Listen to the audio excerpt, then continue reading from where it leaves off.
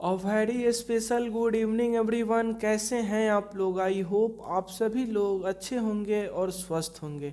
तो my dear student, आज की क्लास काफ़ी इम्पॉर्टेंट रहेगी क्योंकि आज की क्लास में हम लोग हिंदी के इम्पॉर्टेंट क्वेश्चन को करेंगे जो कि आपके बिहार पैरामेडिकल 2023 की परीक्षा के दृष्टिकोण से काफ़ी ज़्यादा इम्पॉर्टेंट रहेगी।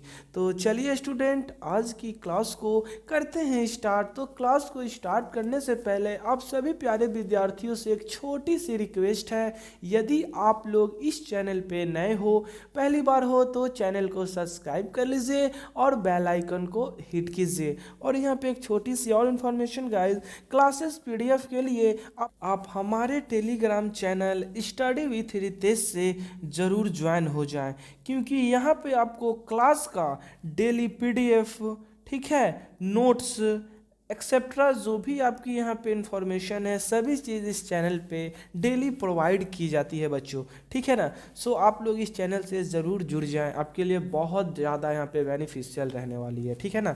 सो चलिए बच्चों, अब हम लोग क्वेश्चन की ओर मूव करते हैं। तो बच्चों, आपकी स्क्रीन पे पहला क्वेश्चन आ चुकी है और क्वेश्चन में पूछा जा रहा है, निम्नलिखित में से पवन का पर्यायवाची कौन सा है? तो बताएं आप सभी लोग, पवन का पर्यायवाची शब्द कौन सा होगा? ऑप्शन ए है चपला, ऑप्शन बी दामिनी, ऑप्शन सी समीर, ऑप्शन डी विकार। बताएं बच्चों आप लोग फास्ट, यानी पवन का पर्यायवाची शब्द कौन सी होगी? ठीक है, तो बताएं आप सभी लोग। तो बच्चों, अगर आप सभी का जवाब आ रही है option number C, it is correct answer, यानी समीर पवन का पर्यायवाची शब्द है। ठीक है, तो बच्चों यहाँ पे देखिए तीन और यहाँ पे ऑप्शंस दी गई हैं, ठीक है ना। एक तो राइट आपका यहाँ पे हो गया, ठीक है, बट यहाँ पे तीन और ऑप्शंस दी गई है, जैसा कि यहाँ पे देखिए चपला है और यहाँ पे दामिनी है। तो ये किसका पर्यायवाची हुआ? तो बच्चों ये यहाँ पे आपका हुआ बिजली का, ठीक है, किसका? तो बिजली का, यानी बिजली, ये दोनों बिजली का पर्यायवाची है। चपला, दामिनी, तरित, विद्युत एक्सेट्रा और भी कई इसके पर्यायवाची होते हैं बच्चों, ठीक है। यहाँ पे एक और ऑप्शन है बच्चों, विकार, ठीक है। तो देखिए इसका पर्यायवाची क्या होगी, ये किसकी पर्यायवाची होगी? तो बीमारी, ठीक है, या रोग का ये पर्यायवाची है बच्चों, ठीक है। तो ये सब आप नोट यहाँ पे कर लीजिएगा। पर्यायवाची शब्द से क्वेश्चन तो आपके एग्जाम में देखने को मिलते हैं, प्रीवियस ईयर उठाकर आप लोग देख लीजिएगा, काफ़ी क्वेश्चंस आपको मिलेंगे बच्चों। तो पर्यायवाची शब्द देनी हो आप सभी को याद करनी होगी, ठीक है। चलिए, अब इसके बाद हम लोग अब अगले प्रश्नों की ओर मूव करते हैं, और ये भी प्रश्न काफ़ी ज़्यादा इम्पोर्टेंट होने वाला है बच्चों, ठीक है ना। तो चलिए आइए हम लोग बढ़ते हैं अगले प्रश्नों की ओर। आप तो आपके स्क्रीन पे एक बहुत ही प्यारा सा क्वेश्चन आ चुका है बच्चों, और इस क्वेश्चन का भी जवाब यहाँ पे बच्चों के द्वारा नहीं मिल पाएगी, क्योंकि काफ़ी संख्या में बच्चे इस क्वेश्चन का जवाब नहीं दे पाएंगे, क्योंकि ये क्वेश्चन तो काफ़ी इम्पोर्टेंट है, बट आप लोगों ने कभी गौर इस पर नहीं किया होगा। ये क्वेश्चन क्या कही जा रही है, हिंदी में पर्यायवाची शब्दों के कितने प्रकार होते हैं? तो बताएं आप लोग, यानी पर्यायवाची शब्द के भी प्रकार होते हैं, तो कौन कौन सी वो प्रकार होती है मैं उसके बारे में बताऊंगा आप सभी को। पहले आप लोग ये बता दो कि कितने प्रकार होते हैं। Option A 3, option B 5, option C 4, या ऑप्शन डी अगणित। बताएं आप सभी मेरे प्यारे विद्यार्थियों, इसका करेक्ट आंसर क्या होगा? पर्यायवाची शब्दों के कितने प्रकार होते हैं? तो माय डियर स्टूडेंट, अगर आप सभी प्यारे विद्यार्थियों का जवाब आ रही है option number A, it is correct answer बच्चों, यानी हिंदी में पर्यायवाची शब्दों के 3 प्रकार होते हैं। अब आपके मन में ये क्वेश्चन आया होगा कि सर कौन कौन सी होते हैं? तो बच्चों यहाँ पे पहला प्रकार आपका हो गया पर्यायवाची, एक तो ये पहला खुद ही होगा, ठीक है, आप लोग इसको लिख लीजिएगा, काफी इंपॉर्टेंट है बच्चों, ठीक है। पहला तो आपका यही हो गया पर्यायवाची, ठीक है। दूसरा हो गया आपका समानार्थी, समानार्थी, ठीक है। फिर आपका यहाँ पे थर्ड हो गया समानार्थक, समानार्थक, ठीक है। तो चलिए ये तीनों पॉइंट को आप लोग लिख लीजिएगा, क्योंकि बच्चों ये जो तीनों है ना, ये तीनों एक ही अर्थ को प्रकट करता है बच्चों, ठीक है ना। यानी ये जो पर्यायवाची हो गया, समानार्थी हो गया और समानार्थक हो गया, ये तीनों एक ही जैसे शब्द प्रकट करता है। इसीलिए बच्चों यहाँ पे पर्यायवाची के कितने यहाँ पे प्रकार होते हैं, तो 3 प्रकार होते हैं, ठीक है बच्चों। चलिए क्लियर है। अब हम लोग नेक्स्ट क्वेश्चन की ओर मूव करते हैं, और नेक्स्ट क्वेश्चन भी ये भी काफ़ी अच्छा यहाँ पे क्वेश्चन है गाइज, ठीक है ना। तो आपको यहाँ पे आ चुकी है आपके स्क्रीन पे, और आप सभी को बतानी है बच्चों। क्वेश्चन नंबर 3, आस्तिक का विलोम क्या होगा। आस्तिक, ठीक है, मीन्स आस्तिक का मीन्स गाइज क्या होगा मैं बताऊंगा। पहले यहाँ पे ऑप्शंस को हम लोग रीड करते हैं। ऑप्शंस क्या है, आस्तिक का विलोम क्या होगा। ऑप्शंस ए है स्वास्तिक, ऑप्शन बी नास्तिक, ऑप्शन सी कर्मयोगी, या ऑप्शन डी धर्मवीर। तो बताइए आप लोग। आस्तिक, आस्तिक मीन्स गाइज यहाँ पे हो गया जो भगवान में आस्था रखता है उसे हम आस्तिक कहते हैं, ठीक है। और यहाँ पे बात आई है आस्तिक, तो इसका राइट आंसर क्या होगा आप लोग ऑप्शंस को देखकर बताएंगे इसका करेक्ट जवाब क्या होगी। आस्तिक का उल्टा क्या होगा। तो बच्चों अगर आप सभी का जवाब है ऑप्शन नंबर बी, तो जी बिल्कुल आप लोगों का ये जवाब यहाँ पे सही है, क्योंकि आस्तिक का उल्टा क्या होगा, नास्तिक होगा। नास्तिक मीन्स यहाँ पे जो भगवान में आस्था नहीं रखता है उसे हम लोग नास्तिक कहा जाता है, कहते हैं, ठीक है बच्चों। चलिए अब यहाँ पे देखिए, यहाँ पे कई ऑप्शंस यहाँ पे दी गई हैं, 3 ऑप्शंस है, ठीक है। तो यहाँ पे देखिए कर्मयोगी, ठीक है, यहाँ पे बात आई है कर्मयोगी का यहाँ पे क्या होगा उल्टा, क्या होगा इसका विलोम। तो कर्मयोगी का होगा बच्चों यहाँ पे कर्म भोगी, ठीक है। देन धर्मवीर का क्या होगा यहाँ पे पर्यायवाची, तो धर्महीन, ठीक है बच्चों। तो चलिए यहाँ पे इस सबको नोट कर लीजिएगा, आपके लिए काफ़ी ज़्यादा यहाँ पे अच्छा रहने वाला है, क्योंकि ये जो भी यहाँ पे क्वेश्चन है बच्चों सभी प्रीवियस ईयर से लिया गया है, जो कि पूछ दिया गया है आपके बिहार पीएम पीएमएम की एग्ज़ाम में, ठीक है ना। तो ये सब रिपीटेड क्वेश्चन है बच्चों, तो आप लोगों के लिए काफ़ी ज़्यादा यहाँ पे बेनिफिट होने वाली है इस क्वेश्चनों के साथ, ठीक है ना। चलिए अब इसके बाद हम लोग अगले प्रश्नों की ओर बढ़ते हैं। तो अगला प्रश्न भी गाइज आपके स्क्रीन पे आ चुकी है, और ये भी काफ़ी यहाँ पे प्यारा क्वेश्चन है बच्चों, ठीक है। तो पहले आप लोग इसे पढ़ेंगे। एक बात और ध्यान में बच्चों, किसी भी क्वेश्चन को यहाँ पे सॉल्व करने से पहले आप लोग क्वेश्चन को ही पढ़ें, क्योंकि क्वेश्चन में ही यहाँ पे छुपी हुई होती है जो भी आपकी आंसर होती है, ठीक है ना। इसीलिए पहले आप लोग क्वेश्चन को सावधानी पूर्वक और अच्छे से पहले आप लोग उसे पढ़ें। इसमें पूछा जा रहा है इनमें कौन सा शब्द तलवार का समानार्थक नहीं है, ठीक है। यानी तलवार का समानार्थक इसमें कौन सा नहीं है आप सभी को बतानी है बच्चों। किसका, तो तलवार का। तो बताएं आप सभी लोग तलवार का समानार्थक क्या नहीं होगा यहाँ पे। मीन्स समानार्थक आप लोगों को मैं बताया था, समानार्थक का मंत्र यानी यहाँ पे पर्यायवाची। देखिए यहाँ पे पूछ दिया गया है ना क्वेश्चन में, यहाँ पे पर्यायवाची ना देकर बच्चों यहाँ पे समानार्थक दे दिया गया। इसीलिए मैं अभी जस्ट 2 नंबर वाले क्वेश्चन में आप लोगों को बताएं कि पर्यायवाची के 3 प्रकार होते हैं, ठीक है। पर्यायवाची तो एक खुद है, समानार्थक समानार्थी, ठीक है ना। तो देखिए यहाँ पे क्वेश्चन में भी पूछ दिया गया है आपसे कि तलवार का यहाँ पे समानार्थक बताइए, मीन्स पर्यायवाची बताइए। तो बताएं आप सभी लोग क्या होगा यहाँ पे। ऑप्शन ए कृपान, ऑप्शन बी असी, ऑप्शन सी बल्लभ, ऑप्शन डी खड्ग।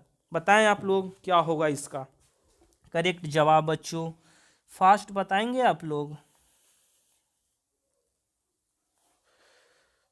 तो बच्चों अगर आप सभी प्यारे विद्यार्थियों का यहाँ पे जवाब आ रही है option number C, it is correct answer. हाँ जी, यानी बल्लभ यहाँ पे आपका करेक्ट आंसर हो जाएगी।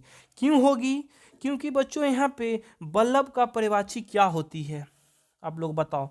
बल्लभ का यहाँ पे पर्यायवाची होती है पति या स्वामी, ठीक है। तो ये आपका यहाँ पे नहीं होगा, क्योंकि क्वेश्चन में यहाँ पे पूछ दिया गया था कि ये ऑप्शंस में से कौन नहीं होगा समानार्थक। तो यहाँ पे बल्लभ नहीं होगा, क्योंकि बल्लभ का यहाँ पे पर्यायवाची पति या स्वामी होता है, ठीक है। तो जो भी ये आपका कृपान, असी, खड्ग जो भी ये है, ये तीनों किसका बच्चों, तो तलवार का यहाँ पे पर्यायवाची शब्द है, ठीक है, चलिए अब इसके बाद अब हम लोग अगले प्रश्नों की ओर मूव करते हैं बच्चों। और अगला प्रश्न भी आपको बहुत ज़्यादा यहाँ पे इंटरेस्टिंग रहेगी ये भी प्रश्न, और काफ़ी ज़्यादा यहाँ पे इम्पॉर्टेंट भी रहने वाली है। ठीक है, सो चलिए आपकी स्क्रीन पे बच्चों आ चुकी है क्वेश्चन नंबर 5, और इसमें पूछी जा रही है आपसे ज्ञानपीठ पुरस्कार से सम्मानित काव्य ग्रंथ उर्वशी के रचनाकार हैं। ठीक है, यानी कौन ऐसे कवि हैं, कौन ऐसे रचनाकार हैं जिनको उर्वशी काव्य ग्रंथ के लिए ज्ञानपीठ पुरस्कार से उन्हें सम्मानित किया गया था। आप सभी का बतानी है नाम, इसमें ऑप्शन में दी गई है, 4 ऑप्शंस दी गई बच्चों, और इसमें से बतानी है कि कौन ऑप्शंस आपका यहाँ पे सही है इस प्यारे से क्वेश्चन का। यानी उर्वशी के रचनाकार का नाम क्या है जिनको यहाँ पे ज्ञानपीठ पुरस्कार से सम्मानित किया गया था। Option A Mahadevi Verma, option B Sumitra Nandan Pant, option C Jaishankar Prasad, या ऑप्शन डी रामधारी सिंह दिनकर। तो बताएं मेरे प्यारे बच्चों इसका यहाँ पे करेक्ट जवाब क्या होगी। ज्ञानपीठ पुरस्कार से सम्मानित काव्य ग्रंथ उर्वशी के रचनाकार कौन थे बताएं आप लोग बच्चों। तो बच्चों जी बिल्कुल सही जवाब, अगर आप लोगों का जवाब आई option number D, it is correct answer, यानी रामधारी सिंह दिनकर जी को ही यहाँ पे उर्वशी काव्य ग्रंथ के लिए ज्ञानपीठ पुरस्कार से सम्मानित किया गया था। ठीक है, और ये बच्चों यहाँ पे रामधारी सिंह दिनकर जी ये बिहार के ही कवि थे। ठीक है, अब यहाँ पे देखिए ये सब जो भी क्वेश्चन है बच्चों आपके एग्जाम में देखने को नहीं हाउ मिलती है। ठीक है ना, तो इसीलिए आप लोग इसे याद कर लीजिएगा, काफ़ी ज़्यादा यहाँ पे अच्छी रहेगी बच्चों आप लोगों के लिए। ठीक है, क्योंकि देखिए यहाँ पे अगर मैं बात करूँ महादेवी वर्मा, तो बताएं इनका यहाँ पे काव्य ग्रंथ कौन था जिनको यहाँ पे ज्ञानपीठ पुरस्कार से सम्मानित किया गया था, कि कौन सा काव्य ग्रंथ को लेकर। तो गाइज यहाँ पे देखिए यमा। ठीक है, यमा के लिए महादेवी वर्मा को ज्ञानपीठ पुरस्कार से सम्मानित किया गया था। फिर अगर मैं बात करूं सुमित्रा नंदन का, ठीक है, तो सुमित्रा नंदन पंत जी को यहाँ पे चिदम्बरा, ठीक है, चिदम्बरा के लिए यहाँ पे ज्ञानपीठ पुरस्कार से सम्मानित किया गया था। ठीक है, फिर उसके बाद यहाँ पे एक और आ गए जयशंकर प्रसाद, तो नहीं बच्चों इनको यहाँ पे नहीं मिल पाई क्योंकि इनका आज़ादी के पहले ही देहांत हो चुका था, और ये ज्ञानपीठ पुरस्कार आज़ादी के बहुत बाद में आई थी बच्चों। ठीक है ना, इसीलिए जयशंकर प्रसाद जी यहाँ पे ज्ञानपीठ पुरस्कार से सम्मानित नहीं हो पाए। ठीक है, चलिए बच्चों अब हम लोग अगले प्रश्नों की ओर मूव करते हैं। तो बच्चों आपकी स्क्रीन पे एक और प्यारी सी क्वेश्चन आ चुकी है, और इसमें पूछी जा रही है अव्यय के कितने प्रकार होते हैं। तो बताइए आप लोग अव्यय के कितने प्रकार होते हैं, यानी कितने भेद होते हैं। Option A 4, option B 3, option C 6, या ऑप्शन डी 5। तो बताएं बच्चों इसका करेक्ट जवाब क्या होगी। तो अगर मेरे विद्यार्थियों को आप सभी की जवाब आ रही है option number A, it is correct answer, यानी अव्यय के 4 प्रकार होते हैं, यानी 4 भेद होते हैं। अब बात आई कौन कौन सी होती है, तो बच्चों आप लोग यहाँ पे देख लो कौन कौन सी होती है, आप लोग इसे नोट कर लीजिएगा। क्रिया विशेषण अव्यय, ठीक है, क्रिया विशेषण अव्यय हो गया बच्चों। दूसरा हो गया है आपका समुच्चय बोधक अव्यय, समुच्चय बोधक अव्यय। तीसरा हो गया है आपका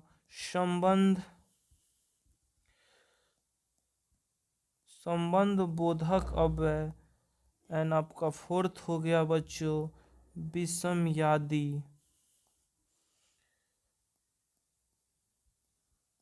बोधक अव्यय। ठीक है बच्चों, तो यहाँ पे अव्यय के कितने प्रकार होते हैं, तो 4 प्रकार होते हैं, और कौन कौन सी होती है आपका यहाँ आप लोगों को नाम लिख दी गई है, आप लोग इसे नोट कर लीजिए। ठीक है बच्चों, चलिए अब इसके बाद अब हम लोग अगले प्रश्नों की ओर मूव करते हैं, और अगला प्रश्न भी ये भी बहुत ही ज़्यादा यहाँ पे इम्पॉर्टेंट प्रश्न है बच्चों। ठीक है, और इसमें पूछा जा रहा है, ये जो क्वेश्चन है बच्चों ये आपका प्रीवियस ईयर से लिया गया है, और ये 2022 में ये क्वेश्चन पूछा गया है। ठीक है ना। यानी 2022 के जो एग्ज़ाम हुए थे पीएम का, उसमें ये क्वेश्चन आपको पूछी गई है और इसमें पूछा गया है छायावाद का प्रारंभ कब से हुआ। ठीक है, जी हाँ बच्चों, यहाँ पे बतानी है आप लोगों को छायावाद की शुरुआत कब से हुई थी। ठीक है, तो बच्चों यहाँ पे देखिए, छायावाद हिंदी साहित्य के रोमांटिक उत्थान की वह काव्य धारा है। ठीक है ना, यह वह काव्य धारा है जो लगभग यहाँ पे फिक्स ये जो ईयर है वो यहाँ पे नहीं है बच्चों। ठीक है ना, इसीलिए थोड़ा सा यहाँ पे आप लोगों को सावधानी पूर्वक इसकी आंसर देनी होगी, क्योंकि यहाँ पे लगभग बच्चों अगर मैं बात करूं तो जैसा कि ऑप्शन की ओर मैं अगर मूव करता हूं तो ऑप्शन ए है 1920, ऑप्शन बी 1375 और ऑप्शन सी 1700 और यहाँ पे ऑप्शन डी 1050। ठीक है, तो इतने ईस्वी में क्या प्रारंभ हुई थी छायावाद की प्रारंभ, आप लोगों को ये बतानी है कितने ईस्वी में। तो बच्चों इसका यहाँ पे अगर अप्रॉक्स मैं बात करूं तो 1918 से। ठीक है ना, तो यहाँ पे ऑप्शंस में आप लोग देखोगे कि यहाँ पे इसके नियरेस्ट कौन सी है, तो 1918 से लेकर आप लोग यहाँ पे 1920 तक बोल सकते हो कि छायावाद का प्रारंभ हुआ था। अगर 1918 आपके ऑप्शंस में दिए रहेंगे, क्योंकि ऑप्शंस के अकॉर्डिंग ही आपको यहाँ पे क्वेश्चन पे टिक आउट करके आनी है जो भी आंसर होगी। तो यहाँ पे देखिए 1918 तो कहीं जिक्र नहीं की गई है, ना 1900 की गई है, यहाँ पे की गई है बच्चों 1920। इसीलिए अगर ऑप्शन ए यहाँ पे आपकी, तो इसीलिए बच्चों यहाँ पे ऑप्शन नंबर ए आपका इट इज़ करेक्ट होगा यहाँ पे। ठीक है, तो आप लोग यहाँ पे 1920 पे टिक आउट करके आओगे बच्चों। ऑप्शंस आप लोग देख लोगे कि कौन से है, लेकिन यहाँ पे याद रखोगे 1918 से लेकर 1920 में ही यहाँ पे स्टार्ट हुई थी। ठीक है, चलिए अब यहाँ पे अगर मैं बात करूँ बच्चों कि जो भी यहाँ पे छायावाद है, ठीक है ना, इसके प्रमुख कवि का नाम क्या आप लोग बता सकते हो कि छायावादी कवियों का कितने कवि थे और उनका नाम क्या किया था। तो आइए हम लोग 3-4 का नाम देख लेते हैं जो कि छायावाद कवि थे। ठीक है ना, तो पहला जिनका नाम जाता है छायावादी कवि में वो हैं, मैं आप लोगों को क्वेश्चन में भी आप लोगों को करवाया था बच्चों। तो पहला आपका हो गए छायावादी कवि जयशंकर प्रसाद। ठीक है, ये लोग सभी छायावादी कवि हैं। ठीक है, कौन है, तो छायावादी कवि। दूसरा हो गया बच्चों यहाँ पे सूर्यकांत त्रिपाठी निराला। तीसरा हो गया सुमित्रा नंदन पंत। एंड 4 और लास्ट आपका यहाँ पे हो गया महादेवी वर्मा। ठीक है बच्चों, तो यहाँ पे आप लोग इसको नोट कर लीजिएगा, ये लोग सभी छायावादी कवि थे। ठीक है, चलिए अब इसके बाद अब हम लोग अब अगले प्रश्नों की ओर मूव करते हैं और ये भी प्रश्न काफ़ी इम्पोर्टेंट है बच्चों, और ये आपका यहाँ पे आ चुका है और इसमें पूछा जा रहा है नाभादास किस धारा के कवि थे। बताइए, आप लोग फास्ट बताएंगे इस प्यारे से क्वेश्चन का जवाब। नाभादास किस धारा के कवि थे। ऑप्शन की अगर मैं बात करूं बच्चों तो ऑप्शन ए है निर्गुण धारा, ऑप्शन बी शगुन धारा, ऑप्शन सी सगुनोपासक राम भक्त धारा, या ऑप्शन डी इनमें से कोई नहीं। बताइए आप लोग फास्ट कौन सा होगा इसका करेक्ट जवाब। जी हाँ बच्चों, अगर आप लोगों का जवाब आ रहा है option number C it is correct answer, यानी नाभादास सगुनोपासक राम भक्त धारा के प्रमुख कवि थे, प्रमुख धारा के कवि थे बच्चों। ठीक है ना, चलिए अब इसके बाद अब हम लोग अगले प्रश्नों की ओर मूव करते हैं। और अगला प्रश्न मूव करने से पहले बच्चों यहाँ पे देखिए एक और चीज़, निर्गुण धारा मैंने बताया था इसके प्रमुख कवि कौन हैं, तो निर्गुण धारा के यहाँ पे संत कबीर जी हैं, संत कबीरदास जी हैं निर्गुण भक्ति धारा के कवि। और सगुण भक्ति धारा के कवि बताइए आप लोग फास्ट, तो सगुण धारा भक्ति के कवि कौन थे मैं आप लोगों को बताया था, तो इसका जवाब आप लोग इस वीडियो के कमेंट सेक्शन में गाइस दोगे। ठीक है ना, आप लोगों के लिए ये रहा यहाँ पे टेस्ट, आप लोग बोल सकते हो मैं टेस्ट ले रहा हूँ, क्योंकि मैंने ये प्रीवियस वीडियो में आप लोगों को बताया था कि सगुन धारा के कौन कवि हैं, ठीक है ना। तो आप लोग बताएंगे इसका, ठीक है। चलिए अब इसके बाद अब हम लोग अब अगले प्रश्नों की ओर मूव करते हैं बच्चों, ठीक है। तो अगला प्रश्न भी देखिए हमारे स्क्रीन पे आ चुकी है, और ये भी काफ़ी अच्छा और काफ़ी इम्पॉर्टेंट प्रश्न है बच्चों। और इसमें पूछा जा रहा है आपसे, नीलकंठ कौन सा समास है। आप लोगों ने तो समाज पढ़ा होगा, ठीक है। तो सेम उसी से रिलेटेड ये क्वेश्चन है, और इस क्वेश्चन में आपसे पूछी जा रही है कि नीलकंठ कौन सा समास है।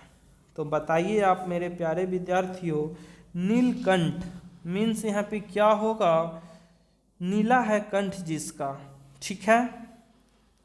क्या होगा, नीलकंठ यानी नीला है कंठ जिसका, अर्थात बताएं बच्चों, शिव। कौन, तो महादेव हैं, ठीक है, शिव। तो यहाँ पे पूछा जा रहा है कि नीलकंठ कौन सा समास है। आप लोग समास पढ़े होंगे, तो ऑप्शंस अगर मैं बात करूं, ऑप्शन ए कर्मधारय, ऑप्शन बी बहुव्रीहि, ऑप्शन सी अव्ययी भाव, ऑप्शन डी तत्पुरुष। बताइए आप लोग कौन सा होगा। नीलकंठ यानी नीला है कंठ जिसका, अर्थात शिव, ठीक है। तो बच्चों अगर आप सभी प्यारे विद्यार्थियों का जवाब आ रही होगी, ऑप्शन नंबर यहाँ पे B it is correct answer, यानी यहाँ इसका राइट आंसर हो जाएगा बहुव्रीहि समाज, ठीक है। अब बहुव्रीहि समाज कैसे होगा, तो इसका यहाँ पे डिफिनेशन होगा बच्चों, आप लोगों ने पढ़ा होगा।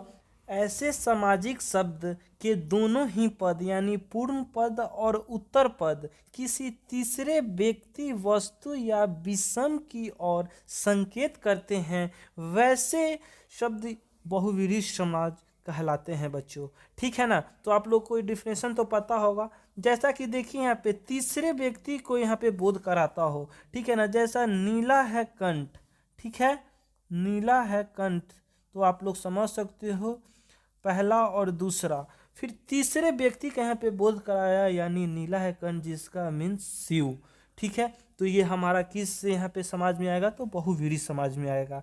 एक और मैं आप सभी को यहाँ पे उदाहरण के रूप में एक और मैं आप लोगों को देता हूँ, ठीक है ना। फॉर एग्जाम्पल बच्चों यहाँ पे जैसा कि देखिए दशानन, ठीक है, दशानन हो गया।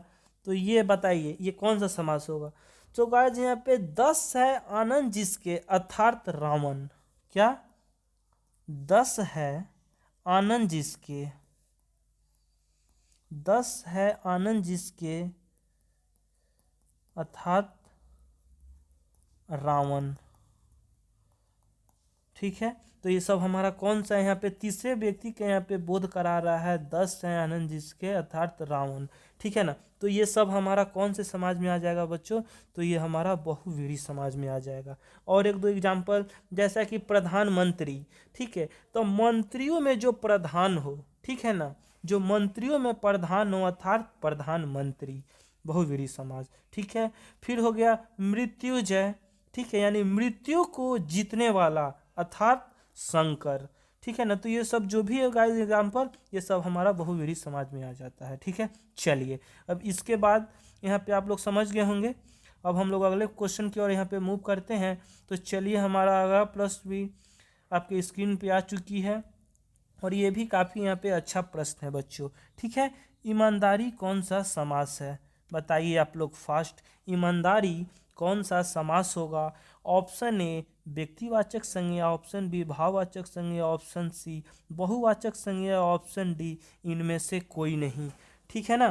तो बताएं आप सभी लोग इसका करेक्ट जवाब क्या होगा। ये भी काफ़ी यहाँ पे अच्छा प्रश्न है बच्चों, ठीक है ना। आप लोग पढ़े भी हो गए ईमानदारी, ठीक है ना। तो बच्चों बिल्कुल सही जवाब, अगर आप लोगों की जवाब आ रही है option number B it is correct answer, यानी ईमानदारी भाववाचक संज्ञा है, ठीक है ना। जैसा कि डिफिनेशन की अगर मैं बात करूं, तो जिस संज्ञा शब्द से किसी के गुण, दोष, दशा, स्वभाव, भाव आदि का बोध होता हो उसे ही भाववाचक संज्ञा कहते हैं। ठीक है ना। तो जैसा कि भाववाचक में ईमानदारी है, तो क्या आप लोग इससे क्या कर सकते हो, गुण है, दोष है, दशा है, स्वभाव है, भाव है, उसी का ना यहाँ पे बोध किया जा रहा है। इन सभी चीज़ों को यहाँ पे भाववाचक संज्ञा में रखा गया है। अगर एग्जाम्पल की मैं बात करूं बच्चों, तो देखिए सच्चाई, ठीक है, सच्चाई हो गया, फिर उसके बाद यहाँ पे वीरता हो गया, ठीक है, फिर यहाँ पे बुढ़ापा हो गया, हरियाली हो गया, ठीक है, ये सब भाव है बच्चों, यहाँ पे गुण है इसके। तो इन सभी चीज़ों को यहाँ पे भाववाचक संज्ञा में रखा गया है और इसे ही भाववाचक कहते हैं। ठीक है, चलिए यहाँ पे आप लोगों के लिए एक प्यारा सा और क्वेश्चन बच्चों,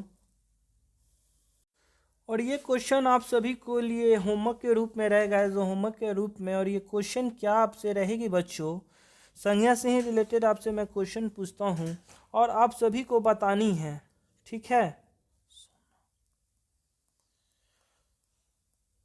सोना कौन सा संज्ञा है। ठीक है बच्चों, संज्ञा से रिलेटेड ही आपको यहाँ पे क्वेश्चन दी गई है। आप लोग इस क्वेश्चन का जवाब इस वीडियो के कमेंट सेक्शन में ज़रूर बताएंगे। मैं देखना चाहूँगा कितने विद्यार्थियों की इसकी राइट आंसर आती है। ठीक है, सो चलिए बच्चों, मिलेंगे हम लोग ऐसे इंटरेस्टिंग क्लास और ऐसे ही इंफॉर्मेटिव वीडियो के साथ एक नेक्स्ट क्लास में। जब तक के लिए अगर ये वीडियो आपको अच्छी लगी तो इस वीडियो को आप लोग शेयर कीजिए, लाइक कीजिए, कमेंट कीजिए और ऐसे ही आप लोग क्लास को कंटिन्यू रखें बच्चों। चलिए मिलेंगे हम लोग, जब तक के लिए आप सभी को गुड नाइट।